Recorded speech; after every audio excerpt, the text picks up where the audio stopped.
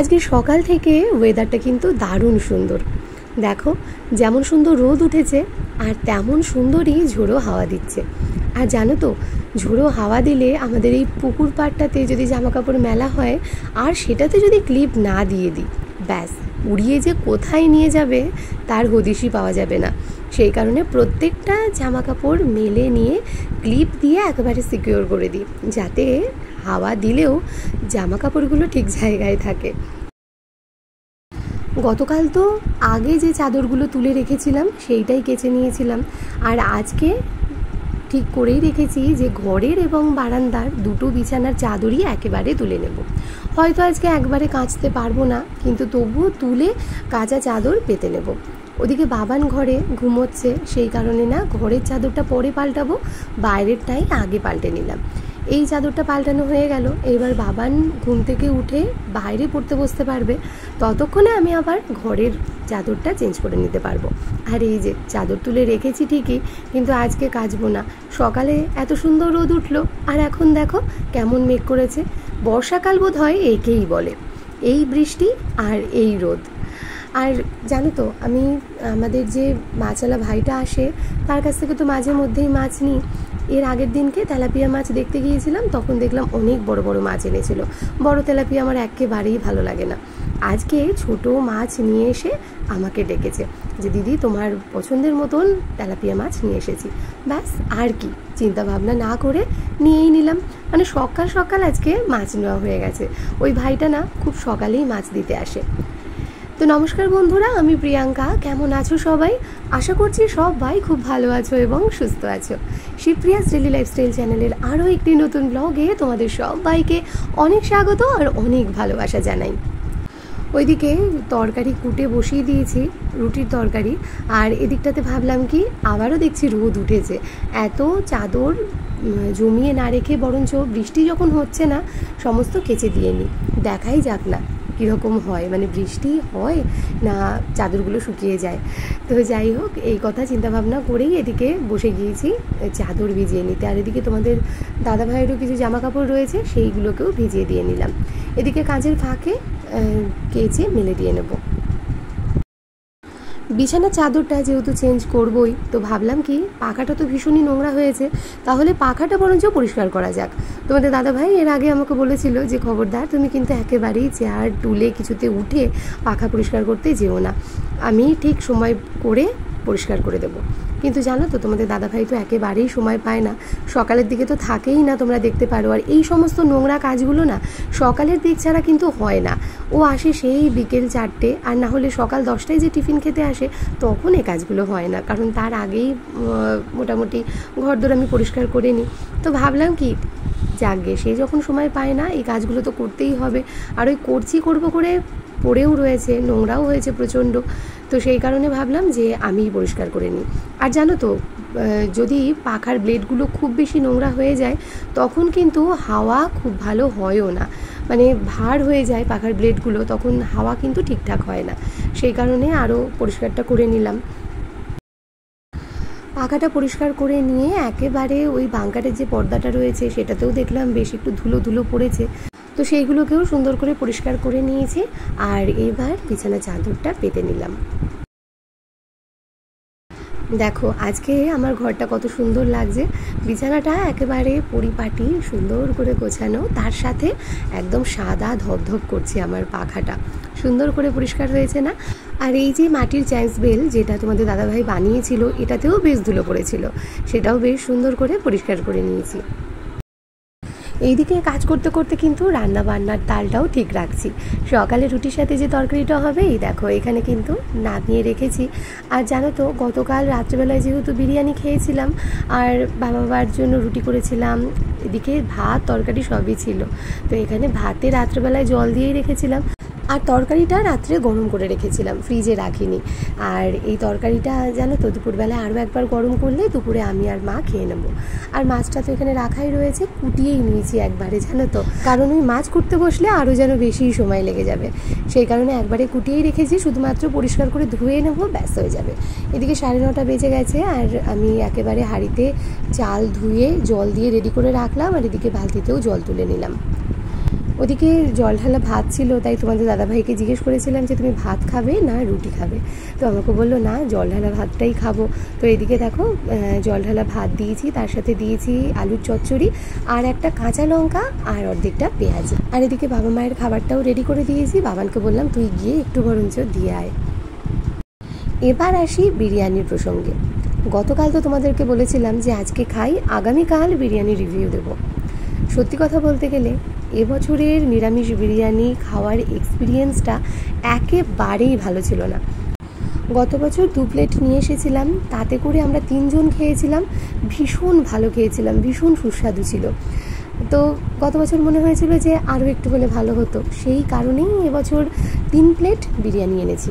আর সত্যি কথা বলতে গেলে বাবানের বাবাকে তো প্রথমে দিয়েছিলাম, ওরা খেয়ে এত বাজে রিভিউ দিল কি বলবো, খেতেই পারলো না।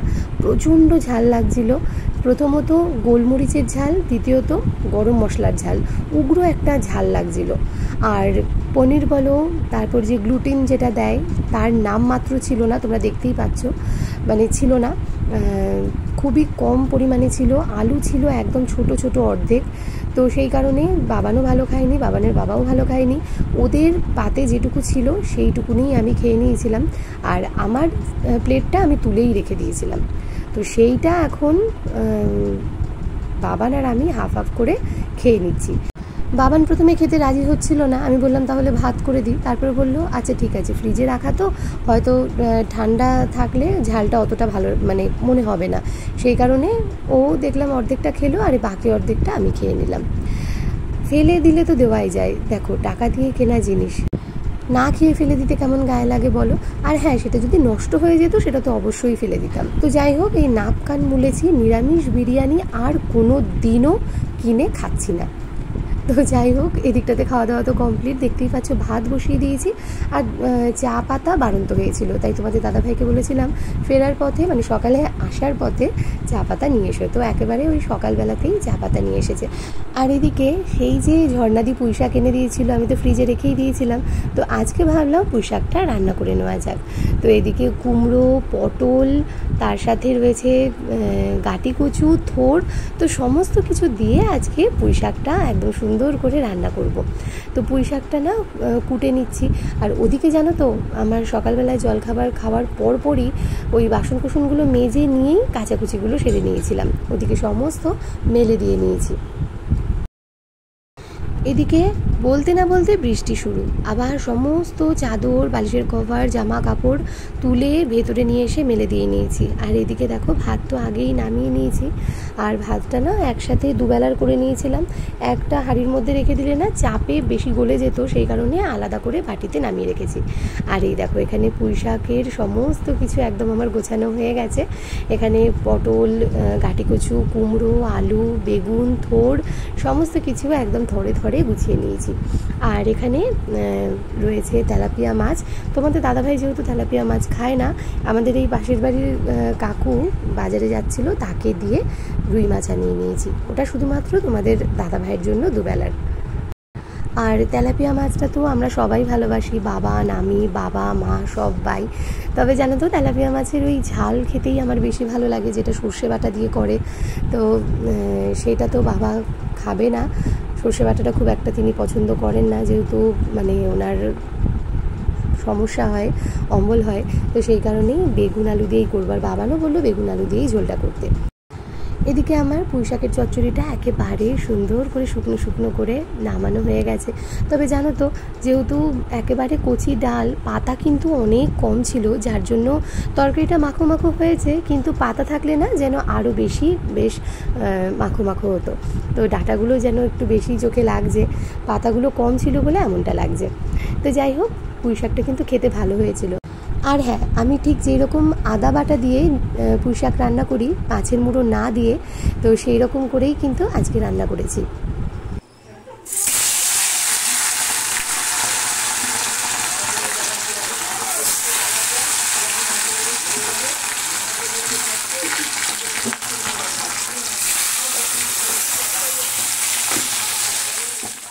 আজকে মাছগুলো কিন্তু একেবারে মনের মতন পেয়েছি। আমার ঠিক এই সাইজের তেলাপিয়া মাছ ভীষণ ভালো লাগে খেতে। বেগুন আলু দিয়ে তো রান্না করব বললাম, আর এদিকে না রুই মাছটা মানে আলু ছাড়াই রান্না করে নিচ্ছি। পেঁয়াজ দিয়ে মাছ রান্না করার অভ্যেসটা এতটাই আমার হয়েছে যে পেঁয়াজ না দিলে না আমার যেন কেমন কেমন একটা লাগে, খুব একটা যে ভালো লাগে তেমনটা নয়। এই বেগুন আলু ঝোলটার মধ্যেই যদি একটু কালো জিরে আর তার সাথে অল্প পেঁয়াজ ফোড়নে দিয়ে নিয়ে রান্নাটা করা যেত, তাহলে এটা খেতে কিন্তু আরও অনেকটাই ভালো লাগতো। কিন্তু কিছু করার নেই, বাবা মা যেহেতু খাবেন সেই কারণে পেঁয়াজ ছাড়াই করলাম।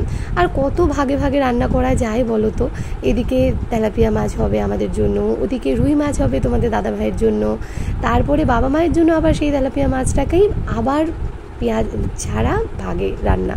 তো এত কিছু না সত্যি মানে করতে ইচ্ছা করে না, তখন মনে হয় কি দূর বাবা যাগে, তার থেকে যেমন হচ্ছে তেমনটাই খেয়ে নিই।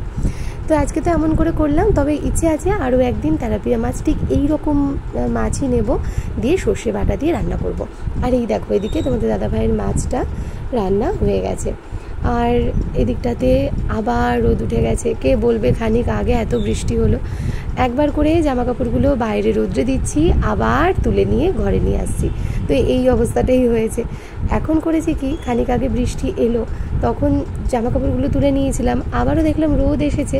এখন করেছি কি, এই আমার ঘরের জানলার পাশে এই দড়িগুলো কাকিমা টাঙিয়ে রেখেছে, এই দিকটাতে মেলে দিয়েছি। মানে বৃষ্টি আসলে এই জানলা দিয়েই হাত বাড়িয়ে প্রত্যেক কটা চাদর জামা কাপড় সমস্ত তুলে নেব।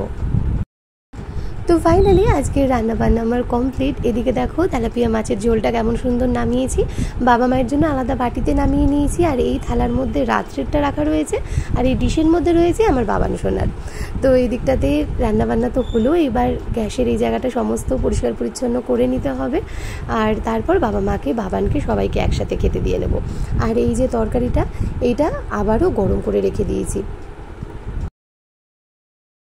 ঘড়িতে এখন 2টো বাজে, সবাইকে খেতে দিয়ে নিলাম। এদিকে আমি স্নান সেরে নিয়ে তারপর তোমাদের দাদাভাই আসলে একসাথে খেয়ে নেব। তার আগে তো এডিটের কাজ রয়েছে, সেটাও করতে হবে। আজকের ভিডিওটা যেহেতু একটু বড় ছিল, এডিট করতে বেশ সময় লেগেছে। এখন ঘড়িতে বাজে 4:41।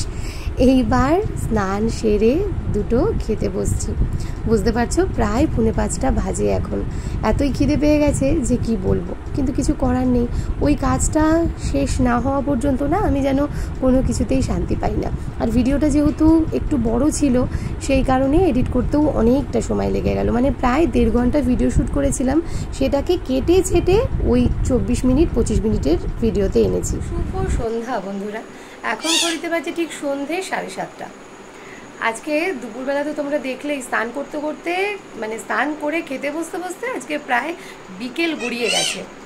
তো যাই হোক, তারপরে তো এডিটের কাজকর্ম ছিল, সেইগুলো করে নিয়ে সত্যি এতটাই ক্লান্ত হয়ে গিয়েছিলাম না, একটুখানি মানে চোখটা লেগে গিয়েছিল।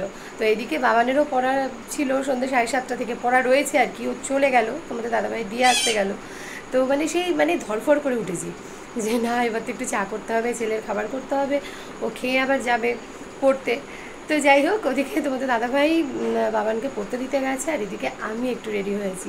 আসলে আমাদের এখানে কিন্তু রথের মেলা দুই জায়গায় হয়। গতকাল তো এক জায়গায় গেলাম, তোমাদেরকে দেখালাম, সেখানে ইস্কনের রথ আসে। আরও একটি জায়গায় হয়, সেটা হলো আমাদের হ্যাপি ক্লাব মাঠ। ওই মাঠেও বহু বছর ধরে মানে আমরা ছোটোর থেকে দেখছি আর কি, যে ওখানে বিরাট মেলা বসে, পুরো মাঠ জুড়ে মেলা বসে। তো এখন তো মাঠটা অনেকটাই ছোট হয়ে গিয়েছে, তবুও যেটুকু বসে অনেক দোকানপাট বসে। তো ভাবলাম বাড়িতে বসে কি করব, এখন তো রান্নাবান্না সমস্ত হয়েই আছে, রাত্রে এসে হয়তো 2টো রুটি করতে হতে পারে, বা ভাতটা গরম করব, মাছের ঝোল টোল তো সবই রয়েছে। তো ভাবলাম চলো একটু ঘুরে আসা যাক, একটু ঘোরাও হবে, ভালো লাগবে। আর কি বলো তো, মেলাঘাট হলে না আমরা কখনোই মানে মিস করি না, আমরা চেষ্টা করি সেগুলোতে মানে একটু ঘোরার, একটু সময়টা কাটানোর। কেন বলো তো, এই ধরো দুর্গাপুজো, কালী পুজো, এই সময়টাতে কিন্তু আমি বেরোতে পারি না, যেহেতু তোমাদের দাদাভাইয়ের পুজো থাকে। তো মনটা চাইলেও ইচ্ছে করলেও বেরোতে পারি না।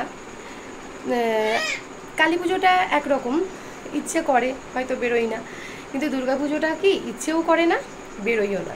আর কেন ইচ্ছে করে না সেটা তো তোমরা সবাই মোটামুটি যারা আমার ব্লগ প্রথম থেকে দেখে এসছো তারা সবাই জানো। তো সেই কারণে কি বলো তো, এই সারা বছর ধরে টুকটাক যে মেলাঘাটগুলো হয় সেগুলো আমরা কখনো মিস করি না। ছোট্টখাট্টো ওই যে আনন্দ মেলা, এর আগে যখন হলো আমাদের এখানেই ছোট্ট একটা মেলা, তবুও সেখানে গিয়েছি, ভালো লাগে, ভীষণ ভালো লাগে। তো চলো বেশি বকবক করবো না, ওদিকে তোমাদের দাদাভাই বাবানকে দিয়ে আসলেই আমাকে বলছে তুমি রেডি হয়ে থাকো। তো আমিও রেডি হয়ে নিয়েছি, এই শাড়িটাই পরলাম জানো তো, কারণ যেহেতু দুপুরে দেখলাম সকাল থেকে ওয়েদার মোটামুটি ভালো, একটু হালকা হালকা বৃষ্টি হচ্ছে, সেইভাবে ঝুপঝুপ করে বৃষ্টি হয়নি, কিন্তু হট করে দুপুরের দিকটাতে বেশ বৃষ্টি হলো, হয়তো কাদা থাকতে পারে, এই সময় কাদা হবেই, তো সেই কারণেই এই শাড়িটাই পরে নিয়েছি, মানে মোটামুটি কাদা যদি লাগে তাহলে মোটামুটি কাচাকুচি করলে পরিষ্কার হয়ে যাবে। তো চলো পুরো মেলাটা ঘুরবো এবং অবশ্যই তোমাদের সাথেও শেয়ার করব। গতকালকের মেলাটা তোমাদের ভালো লেগেছে, তোমরা সবাই খুব ভালো কমেন্ট করেছো, সবার ভালো লেগেছে, জগন্নাথের দর্শন করেছো, তো আজকের মেলাটাও আশা করি তোমাদের ভালো লাগবে। চলো এবার আমার পরিবারের কিছু মানুষের কমেন্ট পড়া যাক এবং নাম নেওয়া যাক। তনুশ্রী দাস, তুমি বলেছিলে ভিডিওতে তোমার নাম নিতে, তো কেমন আছো বোন কমেন্টে জানিও। প্রিয়াঙ্কা দাস, আরে বাবা এ তো আমার নাম। আজকে ভিডিওর প্রথমে তোমার দুই মাকে দেখে মনটা শান্ত হয়ে গেল। জানো তো দি ভাই, তোমার সাথে আমার অনেক মিল আছে, তুমিও প্রিয়াঙ্কা আমিও প্রিয়াঙ্কা, তোমারও একটা বাবান আছে আমারও একটা বাবান আছে, তুমি আর আমি দুজনেই একটু হেলদি। তোমার ভিডিওতে আমার নামটা নেবে আর এই কমেন্টটা পড়ে শোনাবে, তাহলে আমার খুব ভালো লাগবে। সোনাদি ভাই, তোমার কমেন্টটা পেয়ে ভীষণ ভালো লাগলো। আর প্রিয়াঙ্কা নামটা এতটাই কমন, জানো তো ছোটোবেলায় ভীষণ রাগ করতাম আমি আমার মায়ের কাছে যে কেন প্রিয়াঙ্কা নামটা দিলে। এই নামটা আমার স্কুলে আমার ক্লাসমেট যে কত ছিল এই নামে কি বলবো, মানে তখন সত্যিই ভীষণ রাগ হতো যে এই একটা নাম কেন। তবে এখন জানো তো যখন এই রকম কমেন্টগুলো পাই যে আমার নামেও কেউ আছে যে আমার ভিডিও প্রতিদিন দেখে এবং আমাকে এত ভালোবাসে, সত্যি তখন কিন্তু বেশ ভালো লাগে। অনেকেই আমাকে আমার বোনের বিষয়ে কমেন্ট করো, তো অনেকেই অনেক কিছু জানতে চাও, তো প্লিজ আমি তোমাদেরকে একটা কথাই বলবো, তোমরা কেউ আমার ভিডিওতে এসে আমার বোনের সম্বন্ধে কিছু জানতে চেও না, আমি কিন্তু কিছুই বলবো না। আমি কিন্তু এর আগেও তোমাদেরকে বলেছি, যদি কোনো কিছু জানতে হয় তোমরা তোমার বোনের ব্লগও দেখো, তোমরা প্লিজ সেখানে গিয়ে কমেন্ট করো, উত্তর পেলে সেখান থেকেই পাবে। আমার ব্লগ, আমার লাইফস্টাইল, আমার প্রতিদিন আমি কি করছি সেটাই আমি দেখাবো। আমি যখন বোনের বাড়ি যাব তখন সেইখান থেকেও সব কিছু দেখাবো, কিন্তু তার বাইরে আমি কিছুই বলতে পারবো না। হ্যাঁ হ্যাঁ নেবা, জিজ্ঞেস করো।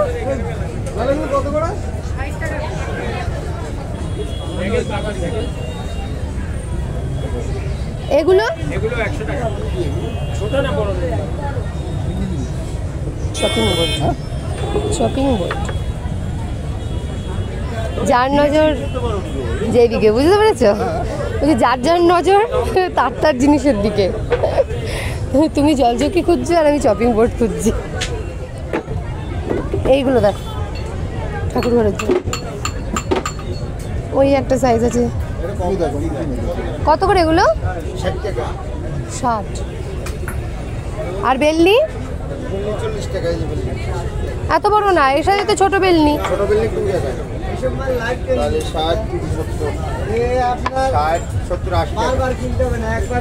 নেবা? ওইটা দেখি, ওইটা দেখাও তো। হ্যাঁ ওটা কত?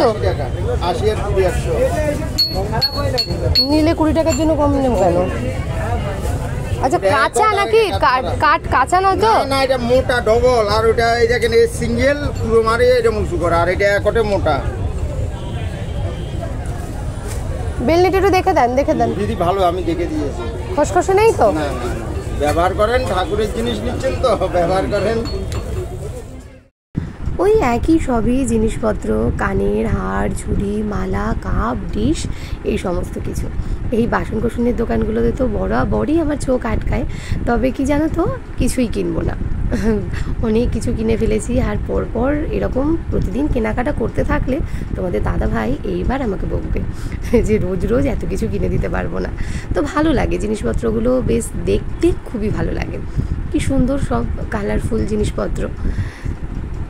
বিশেষ করে এই 10 টাকার হরেক মাল জিনিসপত্রতে না চোখটা যেন বেশি করেই আটকায়। দেখো কি সুন্দর দেখতে ছোট ছোট কৌটোগুলো, কিন্তু এত বেশি কন্টেনার আমি কিনে ফেলেছি, এখন এইগুলো কিনলে নির্ঘাত আমাকে বকা খেতে হবে। আর এই যে এই একটা মাত্রই কৃষ্ণনগরের পুতুলের দোকান বসে প্রতি বছর। আগে এই মাঠটাতে প্রচুর কৃষ্ণনগরের পুতুলের দোকান বসতো। তোমাদের দাদাভাই তো এখন এই দোকানগুলো দেখে ভীষণ রাগ করে, বলে কি যে আগের মতন মেলা আর হয়ই না, ওর কাছে মেলা মানেই কৃষ্ণনগরের পুতুলের দোকান বসবে, তবেই ওর ভালো লাগবে।